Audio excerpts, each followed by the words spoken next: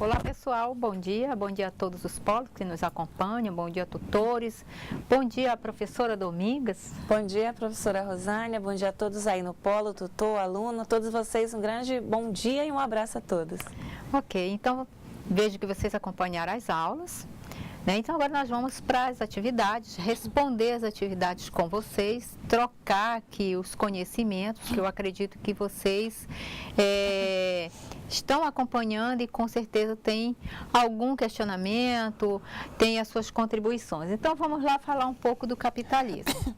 Então nós temos aqui a pergunta que está direcionada: qual o conceito de capitalismo nos tempos atuais?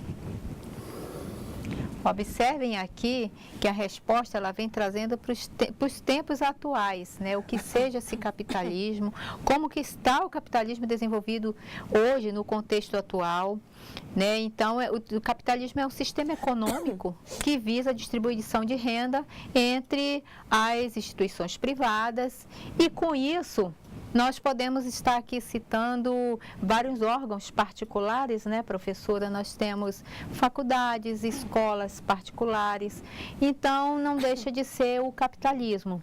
Só que agora, como nós vimos na aula anterior, nós temos o gerenciamento das leis legais trabalhistas, que favorece que o capitalismo precisa estar se adequando a essa nova proposta.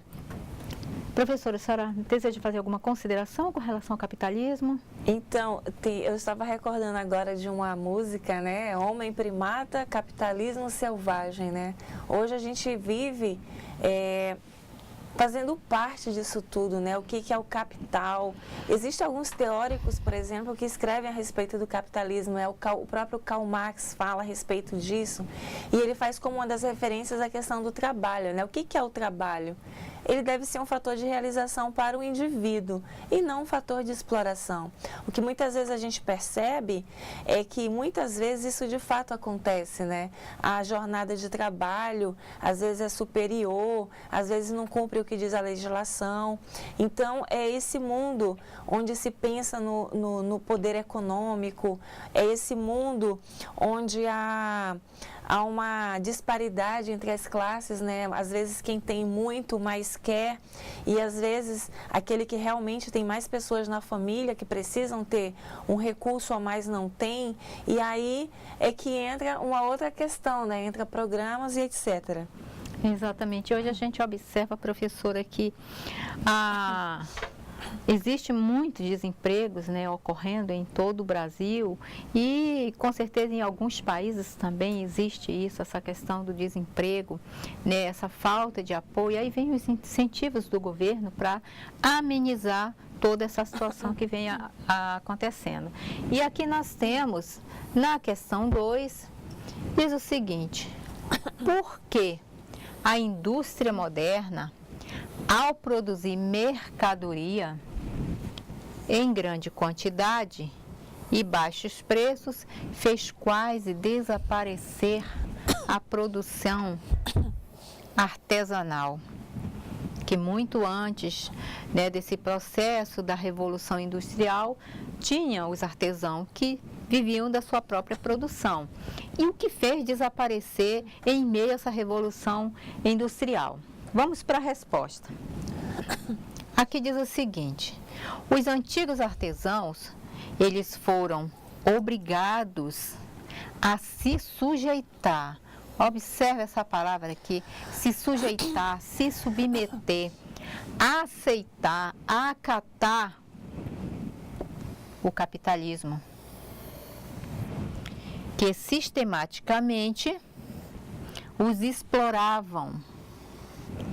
Eram submetidos a disciplinas severas para intensificar a produtividade.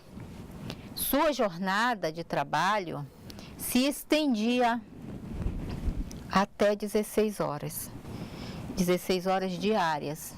Isso sem nenhuma condição de prevenção de acidente, tanto que na aula, nos slides que nós abordamos agora há pouco, vem falando que ocorria acidentes dentro da própria empresa e que até crianças eram submetidas a essa jornada de trabalho, a essa intensificação de carga horária de trabalho, sem contar que não eram remunerados de acordo com o tempo de trabalho que eles desenvolviam. Professora Domingas, tem alguma consideração, alguma resposta? Eu só quero aqui lhe apresentar a resposta da aluna Marilene, encaminhada pela tutora Josi, que é exatamente, né, o que diz aqui a resposta. Porque foram obrigados a se sujeitar aos capitalistas que sistematicamente o exploravam e eram submetidos às disciplinas severas para intensificar a produtividade. E aqui também tem uma outra resposta, né, enviada pela aluna aluna Célia, pela Maria da Saúde. Um abraço, Maria da Saúde, Bom a Ana dia, Célia Maria e da todos Saúde. aí no polo, né? Em função da produção em grande escala, o uso de máquinas modernas e a diminuição no tempo de fabricação pela divisão da mão de obra, pois o tempo em que um artesão gasta para fazer uma peça, a indústria produz centenas delas. Então, aqui está a reflexão da aluna Célia, aqui do Polo de Porto Velho, né? E hoje nós observamos, professora, que a mão de obra, né, as máquinas, elas não trabalham sozinhas, elas precisam da mão de obra. E com isso, ela dinamiza o trabalho e o trabalho se torna mais rápido. Né? Uma produção que poderia ser feita em um dia, ela é feita em poucas horas, né? Então, nesse sentido aí das grandes produções, né, em série, que se almeja exatamente, né, quanto mais eu produzir, mais eu vendo. E quando a gente fala a respeito do artesanato, esses que são confeccionados, imagina a diferença, né? Uma máquina que produz e as mãos que produzem também. A gente percebe que quando um artesão vai fazer um trabalho, tem todo um ritual. Tem aquele momento da preparação, do pensar, como vai ser a peça. Então, ela é carregada de uma história. E isso, o capitalismo, muitas vezes, prioriza a produção em série e deixa esse lado da sensibilidade de lado, né? Por isso que a gente sabe também que esses profissionais, em alguns momentos, até deixaram de ter aquele espaço. E com isso vem os reflexos também. Não se investe tanto na cultura, às vezes os recursos são minorias, e a gente percebe que há uma briga constante nesse sentido, né? Vamos lá para o próximo slide. Mas antes de nós abordarmos a terceira questão, tem alguma resposta, professora? Não, por enquanto só a participação da Marilene e da Célia. Então vamos lá, pessoal, acompanhar a terceira questão e a resposta. A terceira questão diz assim: o que contribuiu para a França entrar em crise econômica e política? Olha só, nós temos dois contextos: a economia e a política da França, que entraram em crise. Vamos acompanhar aqui as respostas. O rei não cobrava imposto do clero e nem dos nobres, pois eram amigos do rei. Apenas quem pagava era o povo. O povo pagava imposto. O povo trabalhava para manter o clero, para manter o rei, para manter os nobres. Então, vocês observam aqui que este contexto fez com que a França entrasse em crise econômica. Por quê? O clero não pagava porque era aliado do rei. Os nobres também não pagavam porque era aliado do rei. Conforme nós conversamos anteriormente, né, no slide anterior, né, só quem mantinha o alto clero, né, o rei, era o próprio povo, com seu trabalho. Quanto mais trabalhavam, mais pagavam. Os impostos eram altos. E com isso, a burguesia começou a se questionar. Começou uma situação de que a forma como o rei estava levando todo aquele contexto histórico não estava certo. Aí a burguesia se uniu ao povo, mesmo o povo sabendo que estava sendo explorado, mas preferiu se unir à burguesia para justamente destronar o poder do rei e do clero e dos nobres.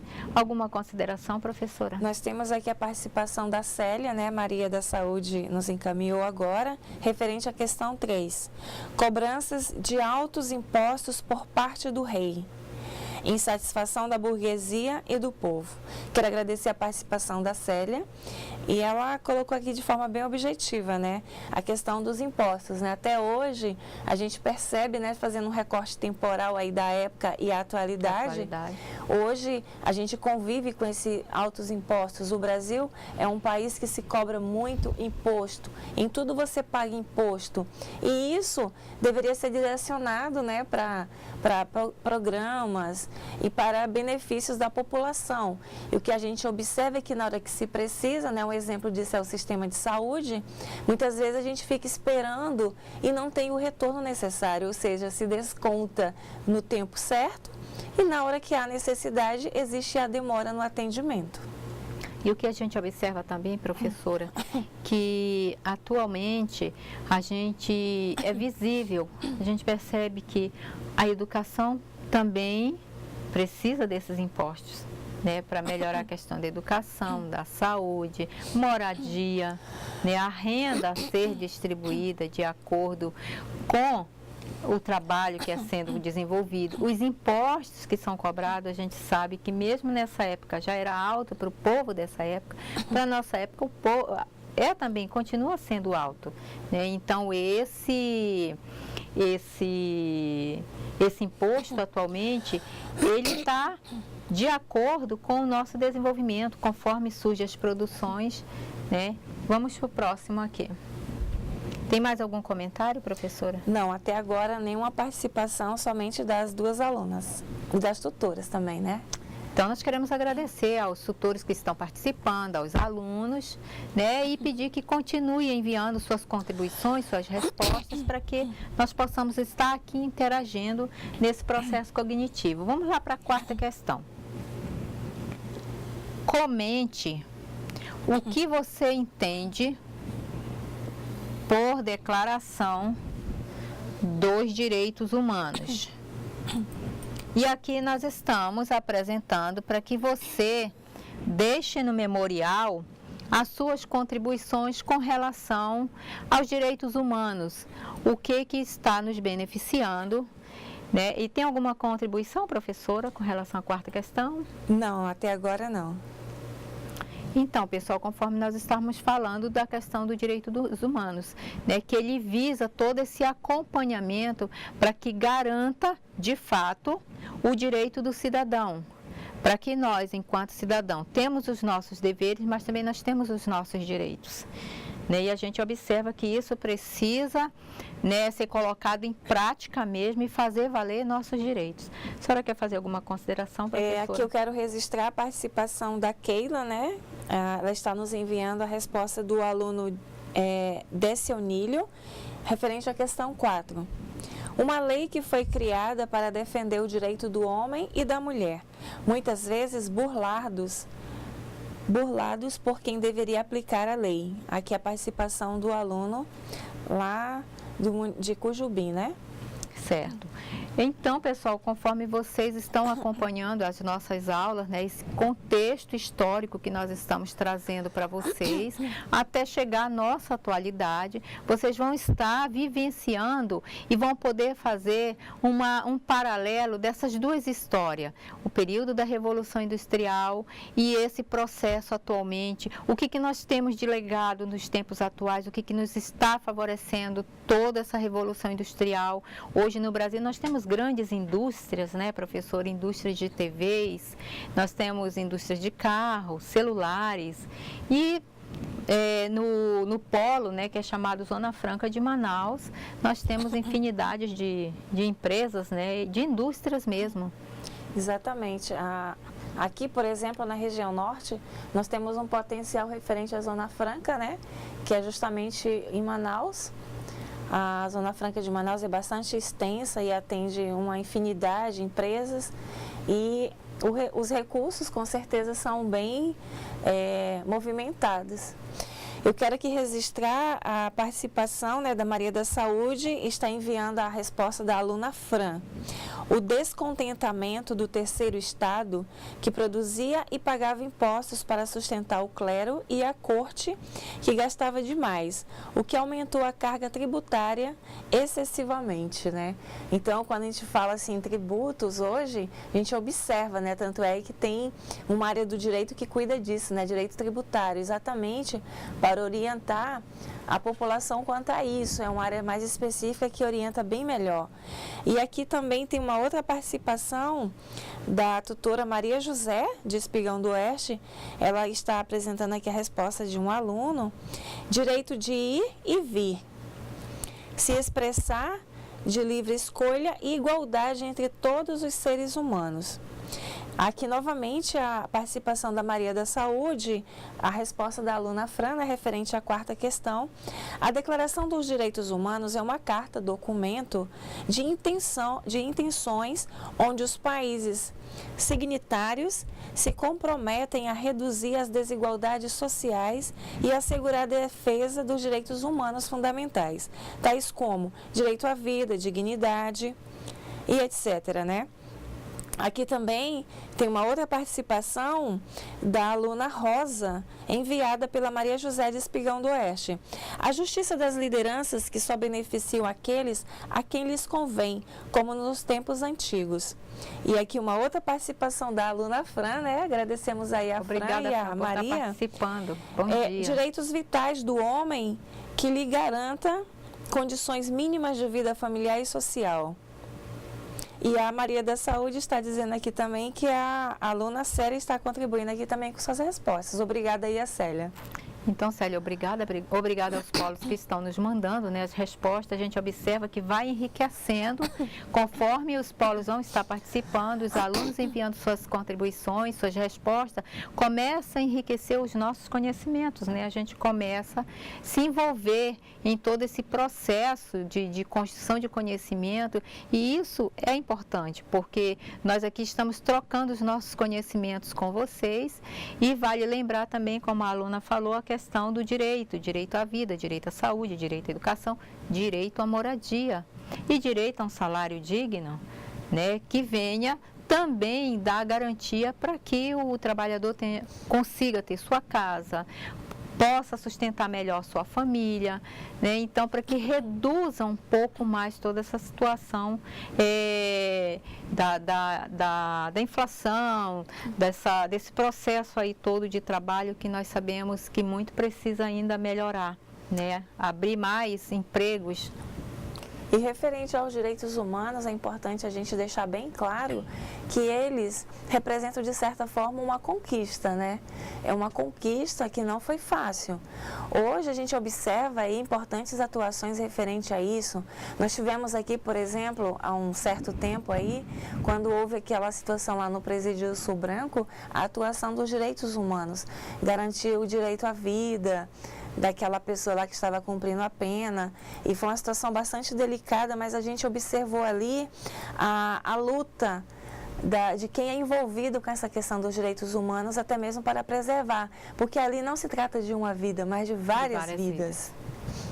E a gente observa hoje, com relação aos direitos, voltando um pouco para as greves, hoje nós temos as lutas de classe, tem os professores, né, buscando melhores condições de trabalho, melhores condições salariais, e não só os professores, existem outras categorias que estão aparadas pelo seu direito de buscar, né, reivindicar os direitos que lhes são garantidos. Nós observamos aí logo no início, né, da tua aula, alguns pontos importantes, né? Essa questão sociológica, o que está ligado a ela? A gente observa a participação de outras áreas do conhecimento, como a filosofia, como a antropologia, né, a própria sociologia. Então, eles nos orientam quanto a essas organizações, as conquistas, as próprias filosofias desses grupos, né, como os sindicatos estão organizados, qual a filosofia, qual é a linha que eles seguem, qual é o pensamento, qual é o objetivo do grupo, qual é o objetivo das ONGs. Então, todos eles são organizados com essa base. Por isso que quando a gente fala em sindicato, geralmente se usa o termo militante, né? O cidadão é militante do partido X, do partido Y. Por quê? É questão de comungar das ideias. Porque aquelas ideias, elas foram pensadas, foram estudadas e foram organizadas para se chegar a esse grupo e até então organizar como eles pensam, como eles articulam, como eles fazem os encaminhamentos. E todo esse processo aí conforme a professora Dominga está abordando, as lutas de classe, nós também temos o colegiado, que não deixa de ser um direito do estudante. Exatamente. Na escola a gente tem esse momento assim democrático. É importante frisar também, né, que além do colegiado, do conselho, onde os professores se reúnem para pensar, analisar alguns casos, a gente também não pode esquecer, né, do projeto político-pedagógico, é uma outra forma coletiva, é uma conquista também. O regimento, que é um documento jurídico que vai justamente orientar como vai se dar essa organização nos espaços referente à competência de cada um na escola ou no seu setor de trabalho. Vai pensar também de que forma o direito do servidor não vai ser violado. Por exemplo, na maioria das escolas tem um artigo que diz assim: é proibido desacatar servidor público no seu local de trabalho, né? Então isso daí, essa lei, ela garante exatamente essa tranquilidade que o servidor tem de estar exercendo a sua função. A gente observa que principalmente em lugares onde tem atendimento ao público, algumas relações, elas precisam ser estabelecidas, mas também precisam ser respeitadas. E para isso é que entra a lei, entra essa orientação também. Mais alguma contribuição dos alunos, aqui, professora? Até agora não, somente as participações, né, que nós já apresentamos aqui. Então, conforme você está falando, professora, com relação a questão do projeto político-pedagógico, o currículo da escola, tudo isso são processos garantidos com base na lei. Exatamente. É uma garantia da escola, as mudanças, os referenciais curriculares, propostas de referenciais curriculares hoje para todos os cursos. É um direito que foi conquistado, é um direito garantido, que ele visa a melhoria de todo o processo da educação. E é importante destacar também que dentro da história da educação, a gente observa toda uma evolução referente às conquistas também. Se vocês relembrarem aí daquela aula que nós tivemos, né, falando da época dos jesuítas, como se dava a organização dos processos de ensino e como se dá hoje, por exemplo, a escolha para diretor de escola. Antes era indicado, hoje se passa pelo processo da gestão democrática. Então, isso tudo se apresenta como conquistas também. Conquistas que são importantes hoje para o andamento do nosso trabalho. E eu acredito, né, que a partir das novas contribuições, das novas conquistas, futuramente daqui uns 15, 20 anos, nós estaremos falando exatamente a respeito disso. Hoje a gente cita o passado como referência, né, para algumas conquistas e futuramente vamos utilizar a época atual agora para citar também. E, pessoal, nós queremos aqui agradecer a participação de todos que participaram, enviaram suas respostas, contribuíram. Nós também pedimos que vocês enviem suas respostas também, seus questionamentos, publiquem no memorial, para que possamos estar acompanhando e também dar essa contribuição para vocês com relação aos direitos humanos. Cite algumas referências, contribua com seus colegas para que eles também tenham acesso e possam estar nesse processo de interação coletiva, e isso é importante para esse conhecimento. Professora Dominga, mais alguma consideração? Não, eu só quero agradecer aqui a participação, né, da Maria José, da Josi Souza, da Keila E da Maria da Saúde e do Joel também, que participa sempre conosco, né? A todos vocês, nossos agradecimentos por mais uma manhã de crescimento, de aprendizagem.